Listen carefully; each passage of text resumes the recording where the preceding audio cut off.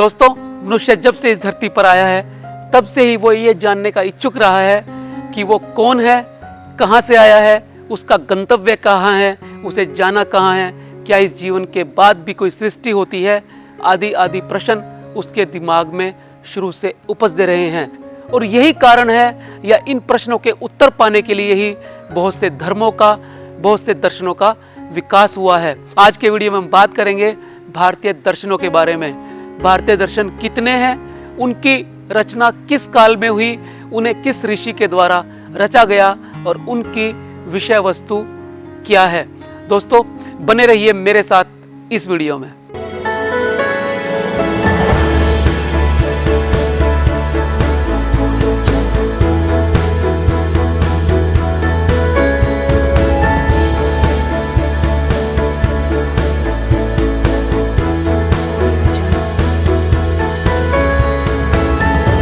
आज के वीडियो में आगे बढ़ने से पहले यदि आपने चैनल को सब्सक्राइब नहीं किया है तो अवश्य कर लें, क्योंकि इस चैनल पर हम धर्म, दर्शन, विज्ञान और आइडियाज, कंसेप्ट के बारे में बात करते हैं, लाइफ के बारे में बात करते हैं, आपके स्वास्थ्य के बारे में बात करते हैं और उन सब चीज़ों के बारे में बात करते हैं जिन्हें आप जानना चाहते हैं। दोस्तों, चलते हैं आज के टॉपिक की तरफ।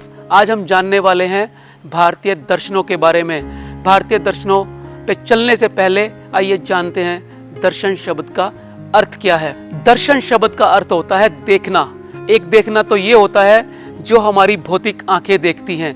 क्या यही दर्शन है जिस दर्शन की हम बात कर रहे हैं? क्या ये वही दर्शन है? दोस्तों, यदि हम दर्शन की बात करें तो उसका अर्थ है तत्व को पहचानने वाला दर्शन, तत्व को जानने वाला, तत्व की पहचान करने वाला ज्ञान, उसे हम दर्शन कहते हैं। इसकी उत्पत्ति दृश्य धातु से हुई है। दृश्य धातु का अर्थ होता है देखना। दोस्तों, जब चीज़ों को विशेष तरीके से देखा जाता है, उसके पीछे के कारण को समझकर, जानकर इस सृष्टि की उत्पत्ति कैसे हुई, उसमें जीवों का उद्भव कैसे हुआ और ये संसार कैसे काम करता है, आत्मा, परमात्मा, मोक्ष आदि के विचार जिन शास्त्रों के अंदर बड़े ही विधिवत और तर्क पूर्वक तरीके से दिए गए हैं, उन शास्त्रों को दर्शन कहा जाता है। दर्शन पूर्व में भी रचे गए, दर्शन पश्चिम में भी रचे गए।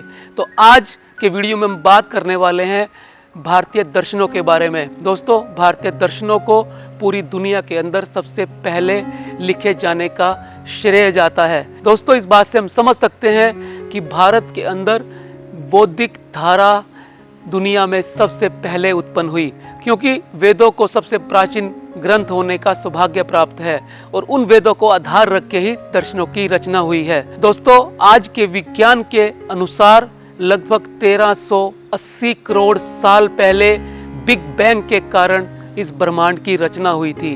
बिग बैंग वो प्रोसेस था जिसमें एक ठोस कण के अंदर विस्फोट से इस ब्रह्मांड की रचना हुई। दोस्तों, ये माना जाता है कि लगभग 1380 करोड़ साल पहले ये ब्रह्मांड अस्तित्व में आया। हमारा सूर्य लगभग 550 करोड़ साल पहले अस्तित्व में आया और हमारी धरती जिस पर हम अभी रहते हैं वो लगभग 450 करोड़ साल पहले अस्तित्व में आई। और इस धरती पर जीवन पनपने के लिए लगभग 80 करोड़ साल लगे, यानी आज से लगभग 370 करोड़ साल पहले एक कोशिका जीव की उत्पत्ति पानी में हुई और ये विकास धीरे धीरे होता होता और आज से लगभग 3 लाख साल पहले मानव यानी होमियो सैपियंस की उत्पत्ति इस धरती पर हुई और 3 लाख साल पहले से विकास करते करते हम आज के इस दौर में पहुँचे हैं। दोस्तों, अब बात करते हैं दर्शनों की उत्पत्ति की। जब व्यक्ति का दिमाग खाली होता है और पेट भरा होता है तभी वो कुछ सोच सकता है, तभी वो ज्ञान की रचना कर सकता है। और हमें लगभग 2,90,000 साल लगे इस स्थिति तक पहुंचने में। जब मानव की उत्पत्ति इस धरती पर हुई विकासवाद के सिद्धांत के अनुसार, तो मनुष्य 2 पैरों पर तो चलता था लेकिन एक जगह स्थिर नहीं रहता था। वो परिवार नहीं बनाता था, वो घुमंतु था, भोजन की तलाश में मारा मारा फिरता था एक कोने से दूसरे कोने तक। और जब एक जगह पर भोजन खत्म हो जाता था, चाहे वो मांस का भोजन हो, चाहे फल सब्जियों का भोजन हो, तो वो दूसरी जगह जाने को मजबूर हो जाता था। आज से लगभग 10,000 साल पहले क्रांति हुई जिसे हम एग्रीकल्चर रेवोल्यूशन कहते हैं, जिसने मानव को एक जगह स्थायी स्टेबल होना सिखा दिया। और जब मनुष्य एक जगह रहने लगा तो जब उसने एग्रीकल्चर खेती करनी शुरू कर दी तो उसके पास एक्स्ट्रा अनाज होने लगा, जिससे उसका दिमाग मुक्त हो गया सोचने के लिए। और दोस्तों, हम सब जानते हैं जब दिमाग ब्रेन सोचने के लिए मुक्त हो जाता है तभी इसके अंदर वो विचार आते हैं जो हमें धर्म और दर्शन की उत्पत्ति की ओर ले चलते हैं। तो दोस्तों, लगभग 10,000 साल पहले जब से मनुष्य का दिमाग फ्री हुआ और उसका पेट भर गया, तब उसने सोचना शुरू किया और यहीं से शुरुआत होती है दर्शन शास्त्रों की। वेदों को सबसे प्राचीन ग्रंथ होने का सौभाग्य प्राप्त है।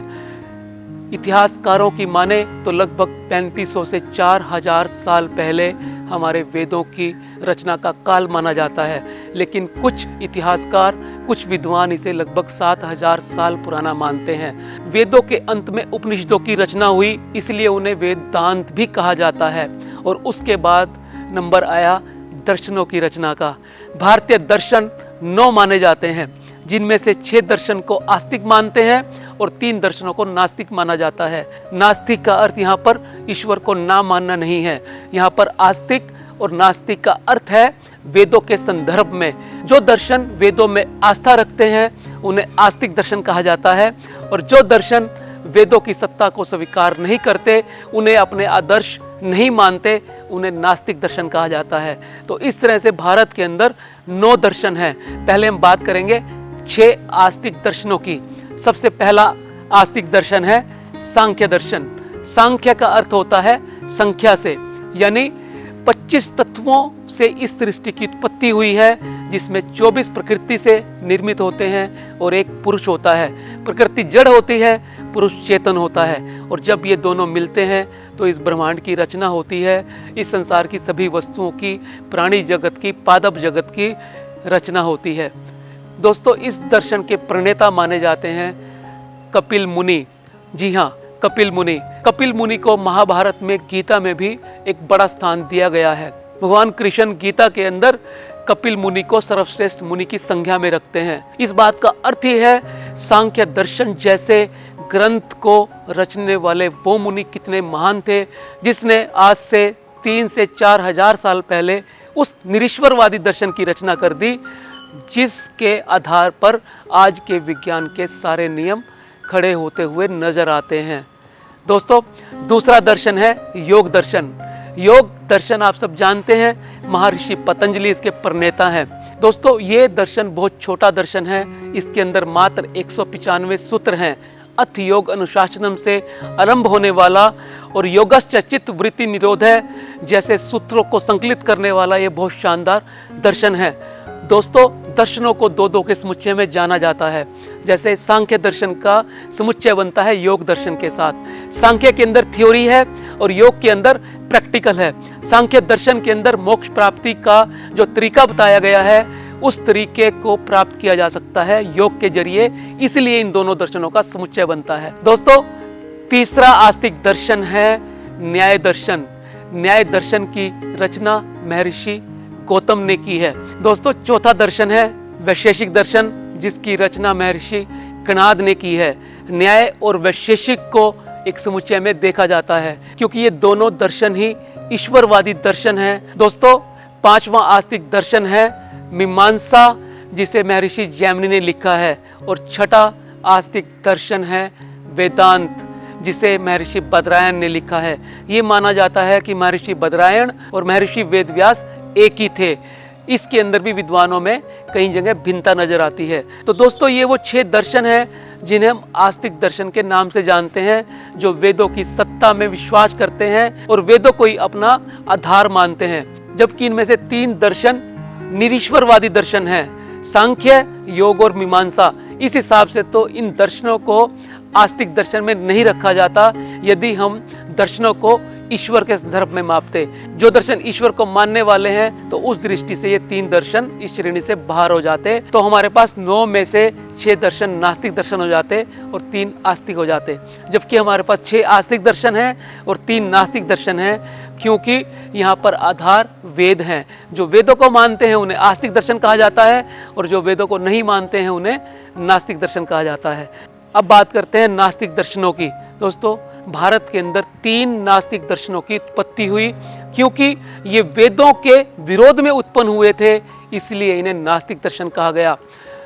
कालांतर के अंदर जब वेदों में लिखे गए वाक्यों और वेदों में लिखी गई बातों के विरुद्ध समाज में व्यभिचार उत्पन्न हो गया, समाज में अकर्मण्यता उत्पन्न हो गई, पशुओं की बलि दी जाने लगी, जाति प्रथा का बोलबाला हो गया, उसके विरोध स्वरूप भारत के अंदर 3 नास्तिक दर्शनों का उदय हुआ, जिन्होंने वेदों की सत्ता को मानने से इनकार कर दिया और अपने बलबूते चलने के लिए दर्शन तैयार हुए। उनमें सबसे पहला दर्शन है जैन दर्शन, जिसके प्रणेता थे जैनों के 24वें तीर्थंकर महावीर स्वामी। इसके साथ साथ दूसरा नास्तिक दर्शन है बौद्ध दर्शन, जिसके प्रवक्ता थे गौतम बुद्ध, जिन्होंने आज से लगभग 2600 वर्ष पूर्व इस दर्शन की रचना की, बौद्ध धर्म की रचना की। और तीसरा नास्तिक दर्शन माना जाता है चार्वाक दर्शन। चार्वाक कोई ऋषि नहीं है, चार्वाक एक विचार है। ऋण कृत्वा घृत पिबेत। इसका अर्थ ये है कि कोई दूसरी दुनिया नहीं है, कोई नरक नहीं है, कोई स्वर्ग नहीं है, कोई मोक्ष नहीं है, हमें मरने के बाद कहीं नहीं जाना, हम इस प्रकृति से ही यहीं उत्पन्न होते हैं और यहीं मरते हैं, यही खत्म हो जाते हैं।